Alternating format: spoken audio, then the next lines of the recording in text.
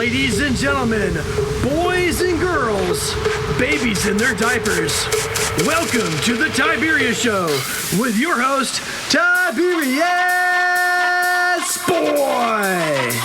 That's me, Tiberius! Today, we're going to talk about some very awesome stuff. We have a video about being a lumberjack, a book about Fortnite, and we have a totally awesome guest. Today we have the one, the only, the amazing Jeff Ramsey! Jeff is an estimator for construction projects.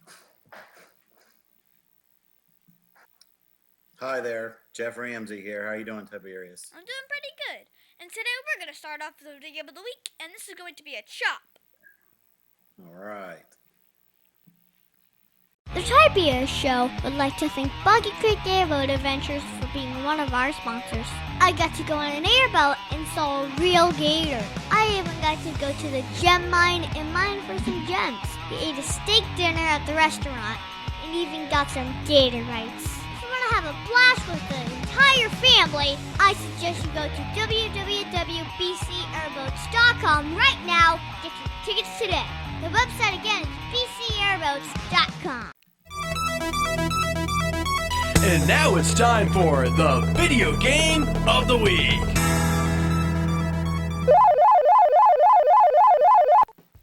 Today's video game is Timber.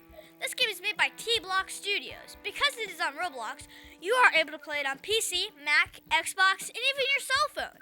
And it is free. You may remember T-Block Studios from their other game, God's Island. That's really cool. So I get into the game and select play. You have an axe and you chop down trees and you have to save your money to purchase workers and get better axes and more land so that you can get more trees to chop down.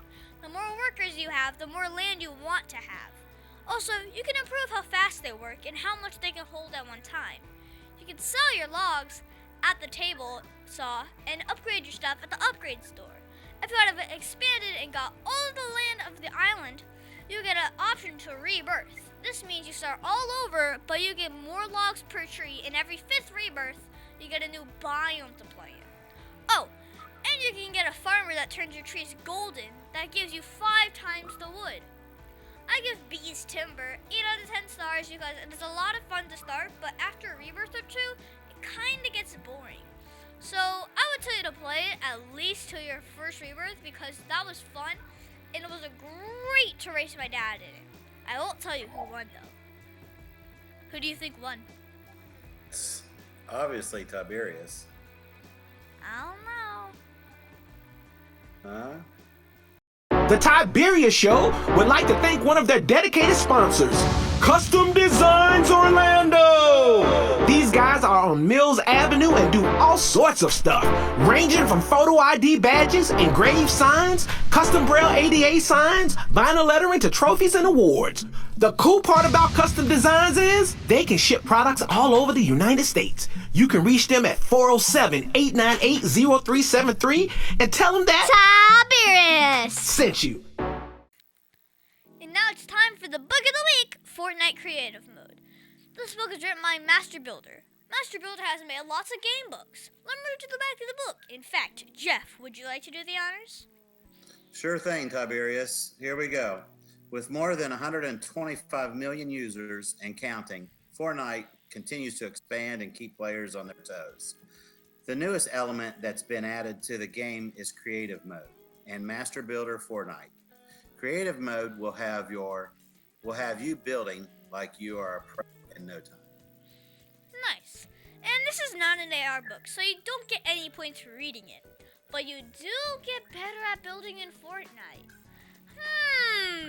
I'll just be crank in 90s.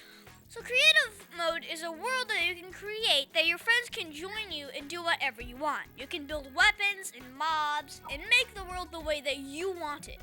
You can play with your friend or maybe even against them. You can have unlimited materials to design any world that you want and change the rules for that world as well. You can make your own music with the music blocks or build buildings and rebuild the landscapes. You can also save the building and elements and then redeploy them quickly.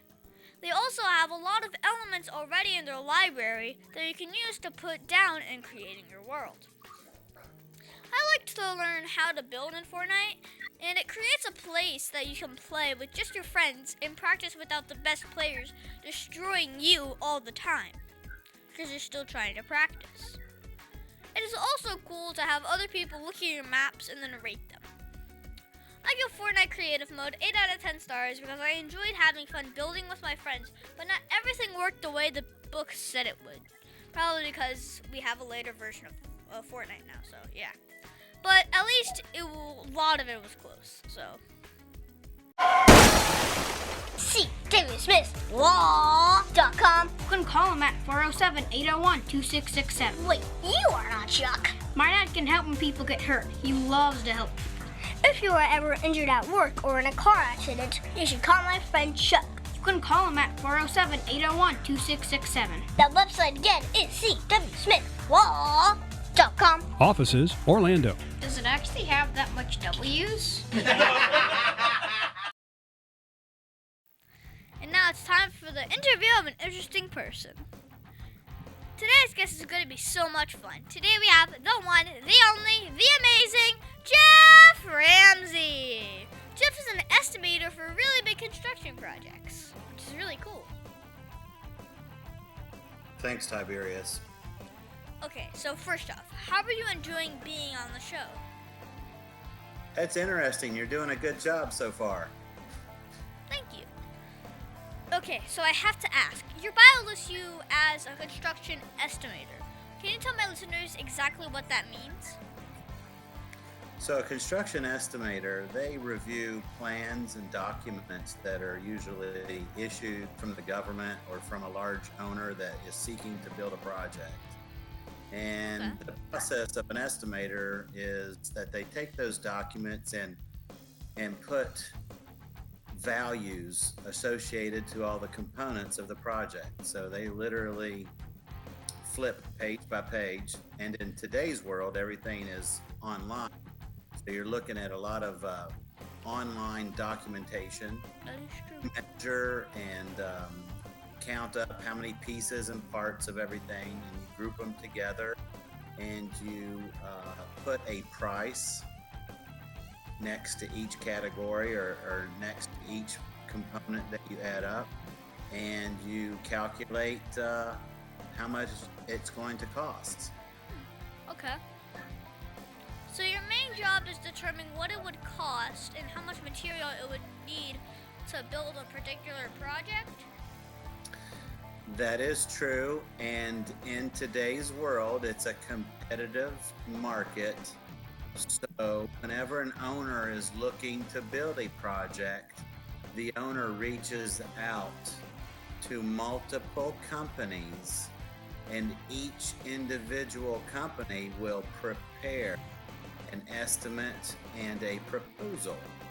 The owner will then have the ability to choose the best price and the best service. Okay. So how do you decide what everything costs? So out there in the market, in this construction industry, there are suppliers similar to like a Home Depot or a Lowe's. But these suppliers are specific and specialized. So for example, you'll have a supplier that is specializing in pipes, like plumbing pipes. You'll have suppliers that are specializing in wood and timber. So they have all types of wood and all types of timber-related products.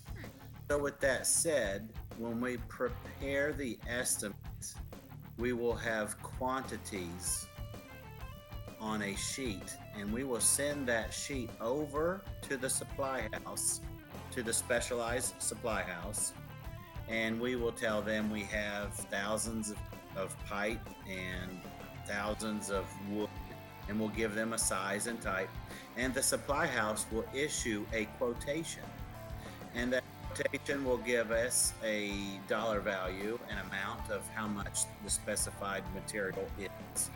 and we'll take that and we'll update our proposal and our estimate. And when we do this over and over and over until we get all of the pieces added up and all of the specialized products measured and figured out, we will put that pricing all together on a proposal, and we will forward that to the owner. Okay. So, how do you know all the materials that you will need for a job, mostly? So, the way that we determine the materials that we need for a job is when we go through and look at the project, we will analyze the project and we will look at what the architect has drawn up for the project. So he will draw, for example, a building, and inside these documents you'll have sections and details of the building. So you analyze each section and each detail, and as you get further into the drawing and further into the details, you will understand what components make up the building or make up the structure. So that's your visual, that will be your visual understanding of what makes up the components of a building. And then you have separately from the blueprints that show the building, you'll have a specification book. Okay. And a specification book lists what types of components. So for example, if the building is wood and you see the wood, you'll be like, wow, what kind of wood is this? So you have to refer to the specifications, and wood, I believe, is under Division 6000. I believe it's like 6100 or 6120. There's different specifications. Okay.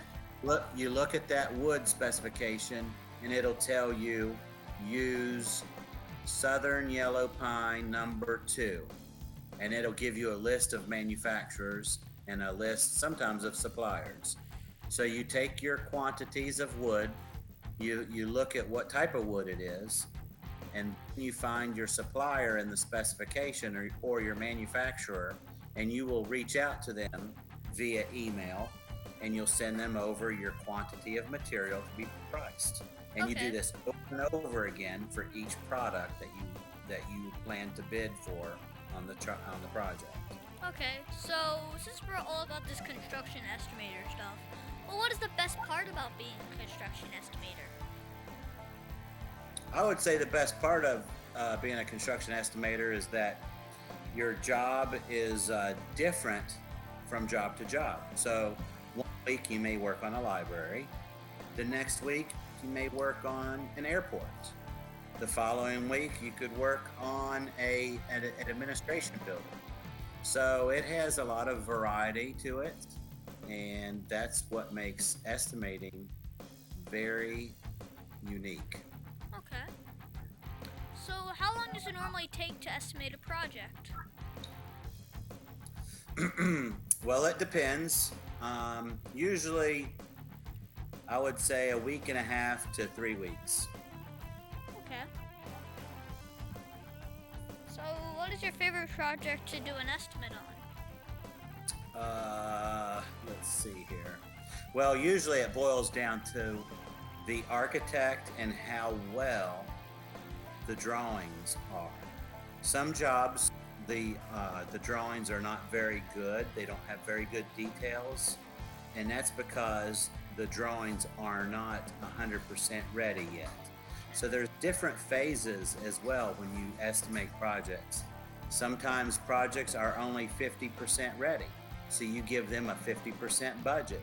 So you go through and you make materials and you do a budget type pricing.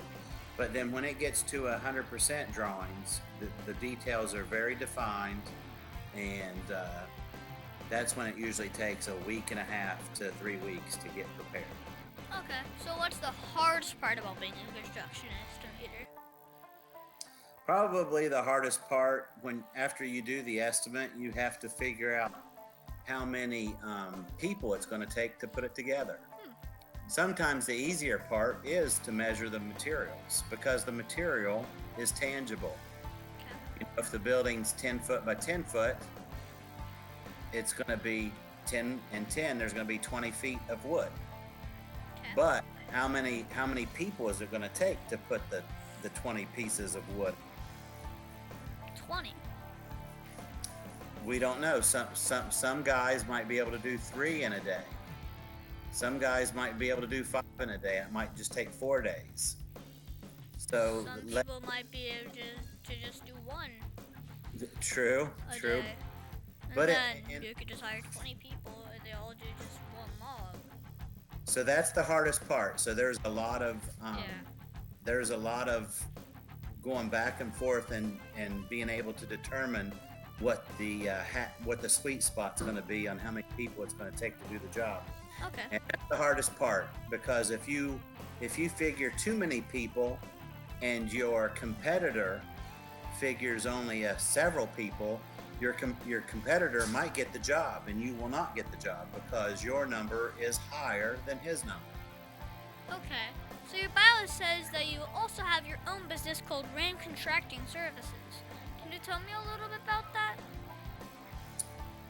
That's a general contracting business that I do small specialized projects, and we keep that to specialize as far as doing exterior type projects only, not interior.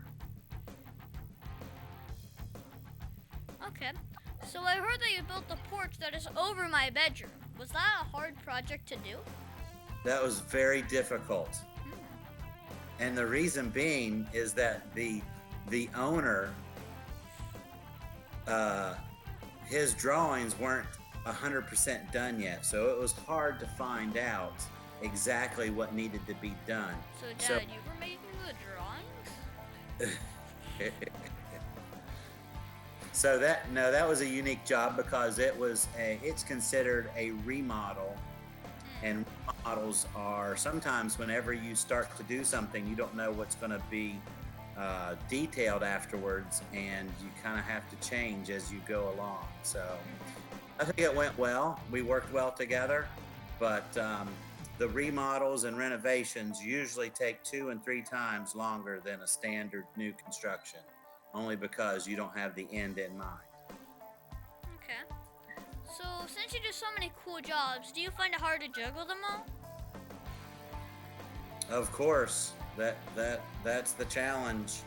But on the upside of it, it makes it a challenge every day, and some things are easy and some things are more difficult. So for me, I like to do the easy things first, and it gives me more time to think about how I'm going to tackle the more difficult project. The more you work, the worrying goes away. So, what is the coolest part about running your own construction company? The coolest part is that you have flexibility with your time.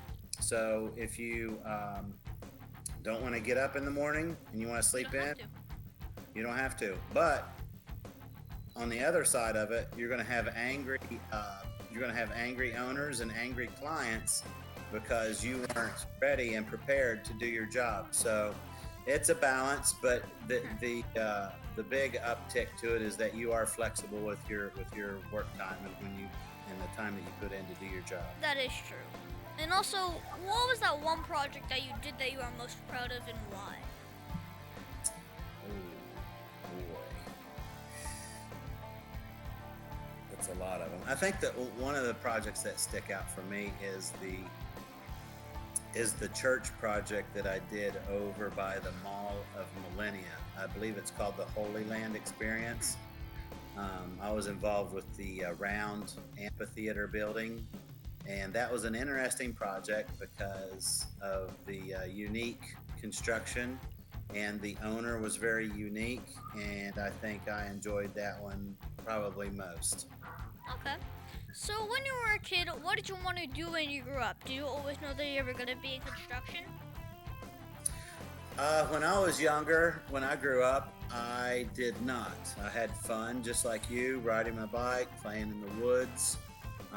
In school, I was always good in math and science.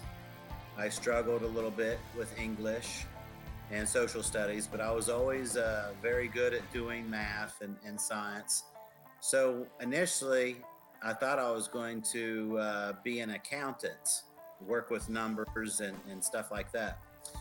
But as I got older, like in 10th grade, 11th grade, I started to help my dad with small projects as he was a home remodeler. And that's how I become involved with working in construction.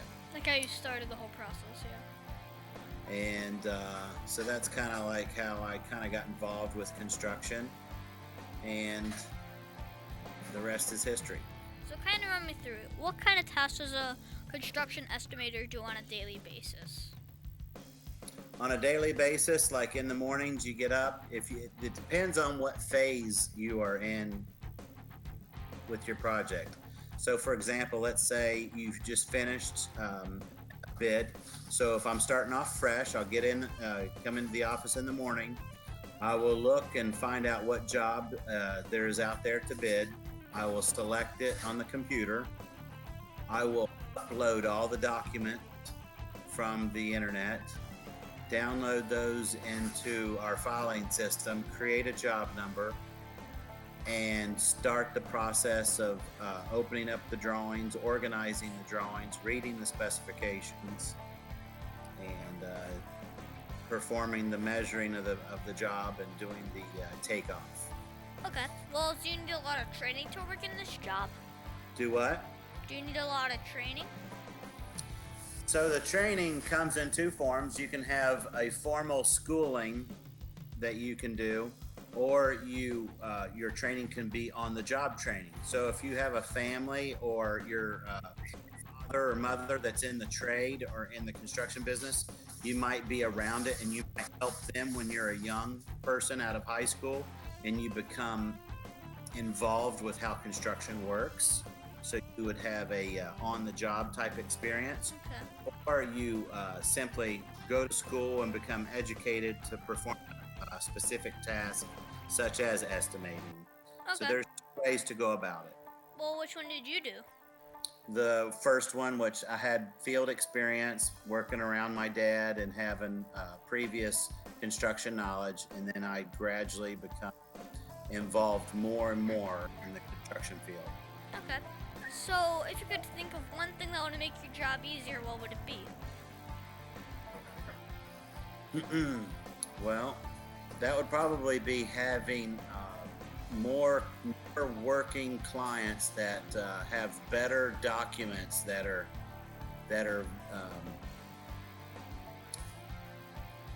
clear. And the problem is that the drawings that you have these days, Tiberius, they're pretty. They have a lot of details missing, and you have to make assumptions. So if I were to have a nice wish to come true, I would like to have a job that would have all the details, be perfect, and it would make my life easier. Okay. So what is the craziest thing that has happened while you were doing your passion? The craziest thing? Oh boy. That's right.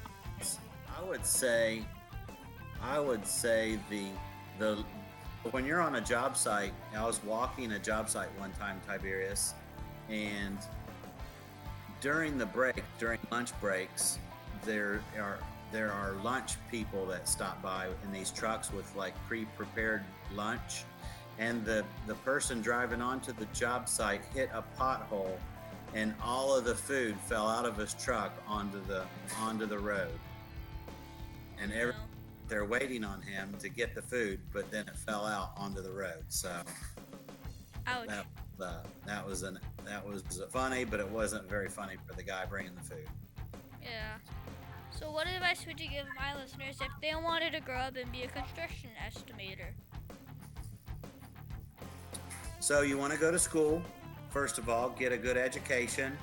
And like I said earlier, you have two ways of getting there. You go to school, get a degree, and become an estimator. And then when you are an estimator, you have different fields. You can be in building estimating, or you can be in civil estimating. And then the second choice is that you go ahead and get your 4-year high school degree and your diploma, but then that will be your base. But then you can always have your field experience, and then you can work up through the field. There's great paying jobs by being superintendent and foremans on jobs, safety. There's a whole class of working positions in the construction industry. So you can either go through school, through higher education, such as college, or at a minimum, high school diploma and getting field experience. Okay. So what is the biggest mistake you ever made, and how did it change you as a person? One time I estimated a job, and it was a hotel, and it was 30 floors. And on 30 floors, I believe there was 80 hotel rooms. So 30 times 80, that's Is 1,800. 24. 3 times 8, that's 24. So there was Wait, 400 door frames that I missed. So on each floor, I missed the count for installing 80 door frames on every floor, which was 30 floors. So it was 2,400 door frames. ouch. Yes. So that made me a better person by checking my estimate once, twice, and 3 times. Okay, so you're just basically triple checking. Okay. Yeah, So pretty much. when you are not estimating or building things, what do you do for fun? So I have 4 children, and I'm a coach of baseball, a coach of football, and You do kind of sound like one of those coaches. right. So I'm a very busy person after work. I tell most people that I talk to that I have 2 jobs. My first job is in the morning, and I get off at 5 p.m. And my second job is in the evening, where I'm either coaching or assisting in coaching with one of my children. Okay. I'll tell you what, 9 to 5 is not okay. Really. Not for me. Well, do you play video games? And if you do, what is your favorite one? Well, I used to play video games when I was young, but now with today's new video games out there, I'm not very good at it. I used to like, Not even on your phone? not on my phone, I used to do a lot of Need for Speed. I like the driving games. Ah, those are fun. Racing. Those are very fun. So, but now with kids, my life is a lot busier, so I don't have time to do video games. But my kids, they love video games. They're on Fortnite, and they're racing. Hey, but the greatest thing is, you can play with your kids as well. Yeah, but I'm not very good at it. But They yeah. beat- So, what is your favorite book to read? Books to read. So, books, I'm always reading specifications at work. So when I get home at the end of the day, I don't want to read anything. All I want to do is watch TV. Okay. Well, do you have a website or Facebook for my listeners who want to follow you? No, I do not. Well, what is that one question that you think I forgot to ask you? What's that? Well, what is that one question that you think I forgot to ask you? No, I think you did a good. I think you covered a pretty broad spectrum of questions, and you've covered it fine. Okay. Well, thank you, Jeff, for being my special guest. Can you stick around for Math Corners? Sure. Okay. Yay. Mid-State Fire has been providing top-quality fire equipment services for 3 generations to the Central Florida area. Don't wait for an emergency to repair. Call Mid-State Fire today at 407-246-8855. Get your fire extinguishers and emergency lighting for both your home and businesses by visiting www.midstatefire.com. That number again is 407-246-8855.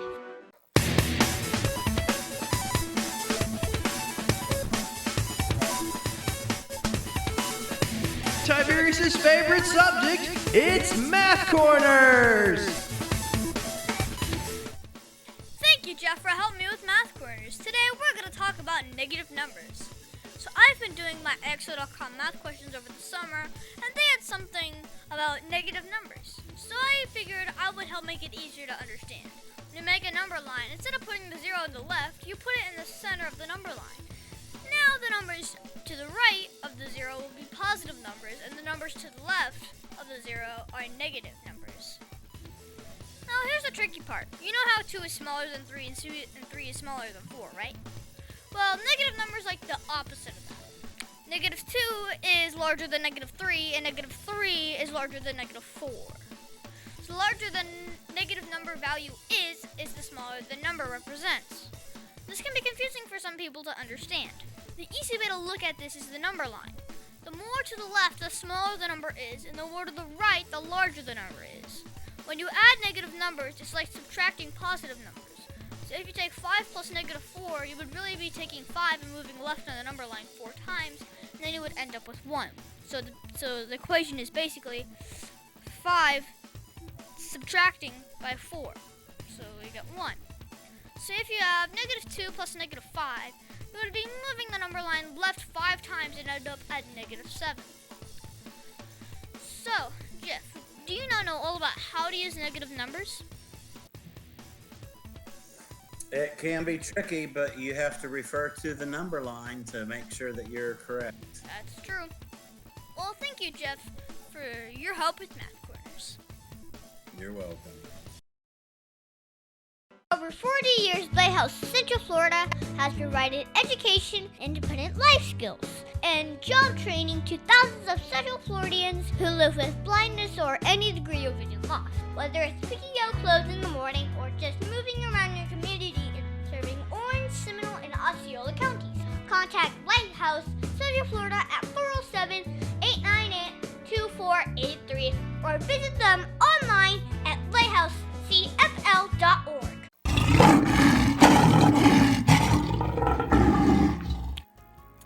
As you know, we talk about the qualities of living by the heart of a lion, which stands for leadership, integrity, obedience, and nobility. This week we're going to talk about leadership. For me, I think leadership is the act of loving what is good, having self-control, and being disciplined. The qualities of leadership are providing guidance and direction, organization, and being a positive influence on others. I saw leadership with my dad in pushing me to do my IXL. Sometimes I really don't want to do them, and when he was in the hospital, I did not have to do any. Well, when he came back, he wanted me to do my IXL math, but I really resisted a lot. He kept on me and rewarded me with the access to the virtual reality machine when I was done. I worked very hard to make it easy on him. He showed organization and provided guidance and direction to help me work on my math so I can be the best I can be. So Jeff, did you see or use leadership at all this week? Yes, I did, Tiberius. Good.